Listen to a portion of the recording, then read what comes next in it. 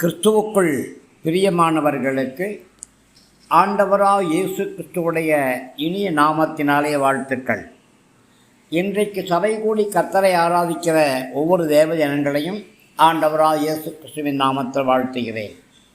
இன்றைய தியானத்திற்கு தொடர்ச்சியாக நாம் எடுத்துக்கொள்ளக்கூடிய வேத பகுதி நீதிமொழிகள் 1ஆம் அதிகாரம் 8வது வசனம். என் மகனே, உன் தகப்பன் புத்தியை கேள், உன் தாயின் போதகத்தை தள்ளாதே. பிரியமானவர்களே, அவைகள் நம்முடைய தலைக்கு அழகான கிரீடம், நம்முடைய கழுத்துக்கு ஆபரணம். பிரியமானவர்களே, இதிலே தகப்பனுடைய போதகம் என்று சொல்லக்கூடியது ஒழுக்கம், பொறுப்பு, வாழ்க்கை அனுபவம், தீர்மானம் எடுக்கக்கூடிய திறன், கடமை உணர்வு, இவைகள் எல்லாம் தகப்பனாலே ஒரு மகனுக்கு ஒரு மகளுக்கு கற்றுக் கொடுக்கப்படுகின்றன. தாயுடைய உபதேசம் என்பது அன்பு, இரக்கம், பொறுமை, குடும்ப ஒற்றுமை, நல்ல குணங்கள், மனித உறவுகளை பேணி காக்கக்கூடிய தன்மை, இவைகளை குறிக்கிறது. ஒரு நாணயத்துக்கு 2 பக்கம் இருப்பது போல தாயுடைய உபதேசமும் தகப்பனுடைய போதகமும் கண்டிப்பாக ஒரு மனிதன் ஆவிக்குரிய வாழ்க்கையிலும் உலக பிரகாரமாக வாழ்வதற்கு அவசியமான தேவை.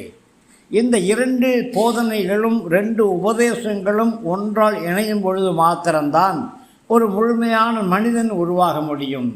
கிரீடம் மற்றும் ஆபரணம் அப்படிங்கிற வார்த்தை செல்வத்தின் அடையாளத்தை அல்ல, அதிகாரத்தின் அடையாளத்தை அல்ல.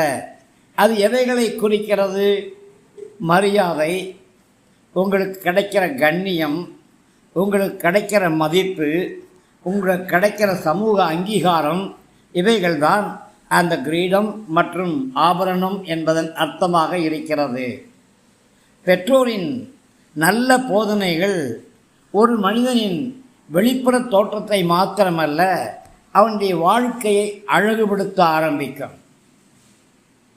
அந்த வசனம் எல்லா பெற்றோர்களும் தவறு செய்ய மாட்டார்கள் அப்படின்னு சொல்லலை.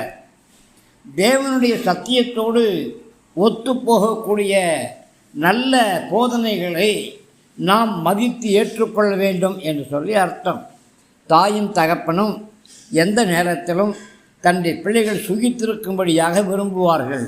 அதனாலே சமுதாயத்துக்கு ஏற்ற நல்ல ஆலோசனைகளை மாத்திரமே தருவார்கள். தொடர்ந்து தியானிப்போம். கிருபை கூட இருக்கட்டும். ஆமென்.